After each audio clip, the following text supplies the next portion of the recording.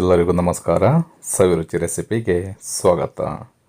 ಇವತ್ತಿನ ವಿಡಿಯೋದಲ್ಲಿ ಬಹಳ ರುಚಿಯಾಗಿರ್ತಕ್ಕಂಥ ಕಡಲೆಕಾಳು ಮೊಸರು ಹುಳಿ ಮಾಡೋದನ್ನು ತೋರಿಸ್ತಾ ಇದ್ದೀನಿ. ತುಂಬ ರುಚಿಯಾಗಿರುತ್ತೆ.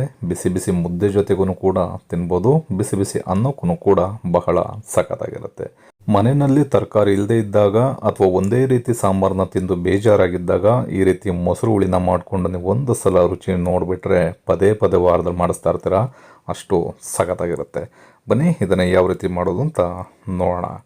ಮೊದಲಿಗೆ ನಾವು ಕಡಲೆಕಾಳನ್ನು ಚೆನ್ನಾಗಿ ಫ್ರೈ ಮಾಡಿಕೊಂಡು ಅದಾದ ನಂತರ ಬೇಯಿಸ್ಕೋಬೇಕಾಗತ್ತೆ. ಹಾಗಾಗಿ ಒಂದು ಫ್ರೈ ಪ್ಯಾನ್ನ ನಾನು ಬಿಸಿಯಾಗಲಿಕ್ಕೆ ಇಟ್ಕೊಂಡು ಇದಕ್ಕೆ 1 ಕಪ್ಪಿನಷ್ಟು ಹತ್ತತ್ರ 200 ಗ್ರಾಮಷ್ಟು ಕಡಲೆಕಾಳನ್ನು ಸೇರಿಸ್ಕೊಳ್ತಾ ಇದ್ದೀನಿ.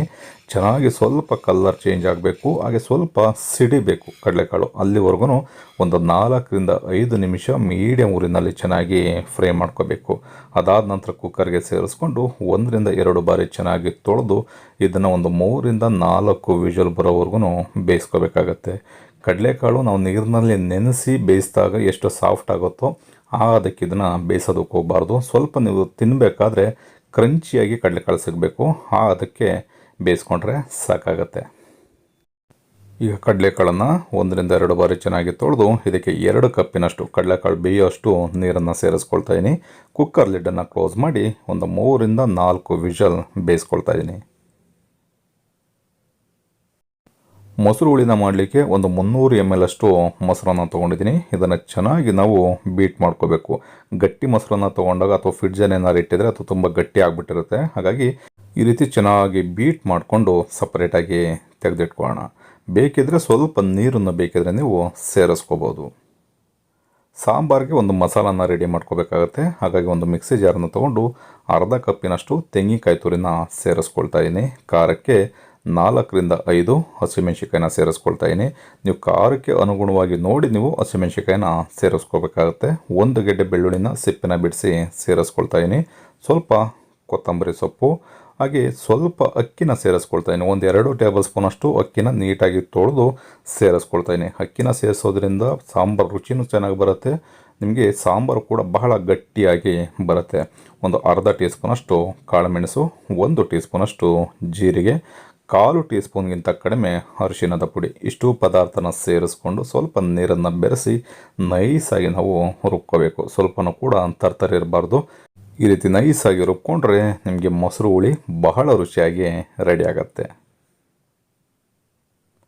ಈಗ ಮೊಸರು ಹುಳಿನ ರೆಡಿ ಮಾಡ್ಕೊಳ್ಳಿಕ್ಕೆ ಒಂದು ಫ್ರೈ ಪ್ಯಾನ್ನ ಸ್ಟವ್ ಮೇಲ್ಗಡೆ ಬಿಸಿ ಆಗಲಿಕ್ಕೆ ಇಟ್ಕೊಂಡಿದ್ದೀನಿ.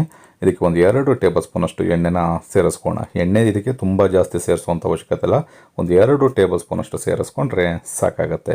ಎಣ್ಣೆ ಚೆನ್ನಾಗಿ ಬಿಸಿ ಆದಮೇಲೆ ಒಂದು ಅರ್ಧದಿಂದ 1 ಟೀ ಸ್ಪೂನಷ್ಟು ಸಾಸಿವೆನ ಸೇರಿಸ್ಕೊಳ್ಳೋಣ. ಸಾಸಿವೆ ಸ್ವಲ್ಪ ಚಿಟಪಟ ಅಂತ ಸಿಡಿದ್ಮೇಲೆ ಒಂದು 2 ರಿಂದ 3 ಒಣಮೆಣಸಿಕಾಯಿ, ಸ್ವಲ್ಪ ಕರಿಬೇವಿನ ಸೊಪ್ಪು, ಒಂದು ಚಿಟಿಕೆಯಷ್ಟು ಒಂದು 1/4 ಟೀ ಸ್ಪೂನಷ್ಟು ಇಂಗನ್ನು ಸೇರಿಸ್ಕೊಳ್ತಾ ಇದ್ದೀನಿ. ಹಾಗೆ 2 ಈರುಳ್ಳಿನ ಸ್ಲೈಸಾಗಿ ಕಟ್ ಮಾಡಿ ಸೇರಿಸ್ಕೊಳ್ತಾ ಇದ್ದೀನಿ.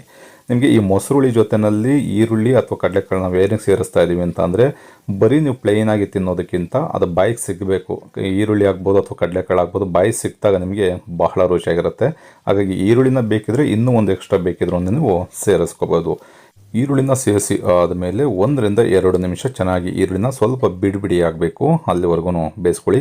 ತುಂಬ ಸಾಫ್ಟ್ ಆಗೋವರೆಗೂ ಈರುಳ್ಳಿನ ಬೇಯಿಸೋದಕ್ಕೆ ಹೋಗ್ಬಿಡಿ. ಏಕೆಂದರೆ ನಾನು ಆಗಲೇ ಹೇಳಿದಾಗೆ ಈ ಹುಳಿ ಜೊತೆಯಲ್ಲಿ ನಿಮಗೆ ಈರುಳ್ಳಿ ಸಿಕ್ಕರೇ ನಿಮಗೆ ಬಹಳ ರುಚಿಯಾಗಿರುತ್ತೆ. ಚೆನ್ನಾಗಿ ಈರುಳ್ಳಿ ಎಲ್ಲ ಫ್ರೈ ಆದ ನಂತರ ನಾವು ರುಬ್ಕೊಂಡಿರ್ತಕ್ಕಂಥ ಮಸಾಲ ಹಾಗೆ ಬೇಯಿಸಿ ಇಟ್ಕೊಂಡಿರ್ತಕ್ಕಂಥ ಕಡಲೆಕಾಳನ್ನು ಇದಕ್ಕೆ ಸೇರಿಸ್ಕೋಣ. ಇದಕ್ಕೆ ತುಂಬ ಜಾಸ್ತಿ ನೀರನ್ನು ಸೇರಿಸಿ ತೆಳುವಾಗಿ ಮಾಡ್ಕೊಳ್ಳೋದಕ್ಕೆ ಹೋಗ್ಬಿಡಿ. 1 ಕಪ್ಪಿನಷ್ಟು 100 ml ಅಷ್ಟು ನೀರನ್ನು ಸೇರಿಸ್ಕೊಂಡ್ರೆ ಸಾಕಾಗುತ್ತೆ. ಸ್ವಲ್ಪ ಗ್ರೇವಿ ಅದಕ್ಕೆ ಬಂದರೆ ಸಾಕಾಗುತ್ತೆ. ನಾವು ನೆಕ್ಸ್ಟು ಮೊಸರನ್ನು ಮಿಕ್ಸ್ ಮಾಡಿದಾಗ ಅದು ನಿಮಗೆ ತೆಳುವಾಗಿ ಬರುತ್ತೆ, ತಿನ್ನಲಿಕ್ಕೂ ಕೂಡ ಬಹಳ ರುಚಿಯಾಗಿರುತ್ತೆ. ಈಗ ಮಸಾಲಾನ ಒಂದು 4 ರಿಂದ 5 ನಿಮಿಷ ಚೆನ್ನಾಗಿ ಬೇಯಿಸ್ಕೋಬೇಕು. ಚೆನ್ನಾಗಿ ಬೆಂದಾದ ನಂತರ ನಾವು ಸ್ಟವ್ನ ಆಫ್ ಮಾಡಿ ಕಂಪ್ಲೀಟಾಗಿ ತಣ್ಣಗಾದ್ಮೇಲೆ ಇದಕ್ಕೆ ಮೊಸರನ್ನ ಸೇರಿಸ್ಕೋಬೇಕಾಗತ್ತೆ. ಬಿಸಿ ಇರುವಾಗಲೇ ಮೊಸರನ್ನು ಸೇರಿಸ್ಬಿಟ್ರೆ ನಿಮಗೆ ಎಪ್ಪೆಪ್ ಥರ ಮೊಸರು ಒಡೆದು ಬಿಡುತ್ತೆ. ಹಾಗಾಗಿ ಕಂಪ್ಲೀಟಾಗಿ ತಣ್ಣಗಾಗಲಿಕ್ಕೆ ಬಿಟ್ಟು ಅದಾದ ನಂತರ ನಾವು ಮಿಕ್ಸ್ ಮಾಡ್ಕೋಬೇಕಾಗತ್ತೆ. ಈಗ ಚೆನ್ನಾಗಿ ಮಸಾಲೆ ಎಲ್ಲ ಬೆಂದಿದೆ. ಒಂದು 4-5 ನಿಮಿಷ ಬೇಯಿಸ್ಕೊಂಡಿದ್ದೀನಿ. ಈಗ ಸ್ಟೌವನ್ನು ಆಫ್ ಮಾಡಿ ಒಂದು 10-15 ನಿಮಿಷ ತಣ್ಣಗಾಗಲಿಕ್ಕೆ ಬಿಡಬೇಕು. ಅದಾದ ನಂತರ ನಾವು ಬೀಟ್ ಮಾಡಿ ಇಟ್ಕೊಂಡಿರ್ತಕ್ಕಂಥ ಮೊಸರನ್ನು ಇದಕ್ಕೆ ಸೇರಿಸ್ಕೊಂಡು ಚೆನ್ನಾಗಿ ಮಿಕ್ಸ್ ಮಾಡಿಕೊಂಡ್ರೆ ಬಹಳ ರುಚಿಯಾಗಿರ್ತಕ್ಕಂಥ ಕಡಲೆಕಾಳು ಮೊಸರು ಹುಳಿ ರೆಡಿ ಆಗುತ್ತೆ. ನಾನು ಆಗಲೇ ಹೇಳಿದಾಗೆ ಬಿಸಿ ಬಿಸಿ ಅನ್ನಕ್ಕೂ ಚೆನ್ನಾಗಿರುತ್ತೆ, ಬಿಸಿ ಬಿಸಿ ಮುದ್ದೆ ಜೊತೆಗೂ ಕೂಡ ತುಂಬ ಚೆನ್ನಾಗಿರುತ್ತೆ. ಒಂದೇ ರೀತಿ ಸಾಂಬಾರನ್ನ ತಿಂದು ಬೇಜಾರಾಗಿದ್ದರೆ ಈ ವಿಧಾನದಲ್ಲಿ ಒಂದು ಸಲ ಟ್ರೈ ಮಾಡಿ. ಈ ರೆಸಿಪಿ ನಿಮಗೆ ಇಷ್ಟ ಆಯಿತು ಅಂತ ಅಂದ್ಕೊಳ್ತೀನಿ. ಇಷ್ಟ ಆಗಿದ್ದರೆ ಆದಷ್ಟು ಜನಕ್ಕೆ ಶೇರ್ ಮಾಡಿ. ಇನ್ನು ನಮ್ಮ ಚಾನಲ್ನ ಸಬ್ಸ್ಕ್ರೈಬ್ ಮಾಡ್ಕೊಳ್ದೆ ನೋಡ್ತಾ ಇದ್ದೀರಾ ಅಂತಂದರೆ ಚಾನಲ್ನ ಸಬ್ಸ್ಕ್ರೈಬ್ ಮಾಡ್ಕೊಳ್ಳಿ. ಫೇಸ್ಬುಕ್ಕಲ್ಲಿ ನೋಡ್ತಾ ಇರ್ತಕ್ಕಂಥವ್ರು ನಮ್ಮ ಸವಿರುಚಿ ರೆಸಿಪಿ ಫೇಸ್ಬುಕ್ ಪೇಜ್ ಇದೆ, ಅದನ್ನು ಕೂಡ ಫಾಲೋ ಮಾಡಿ. ಮರಿದೇನೆ ಈ ಮೊಸರು ಹುಳಿನ ನೀವು ಕೂಡ ಒಂದು ಸಲ ಟ್ರೈ ಮಾಡಿ ಹೇಗಿತ್ತು ಅಂತ ಕಮೆಂಟ್ ಮಾಡಿ ತಿಳಿಸಿ. Thank you.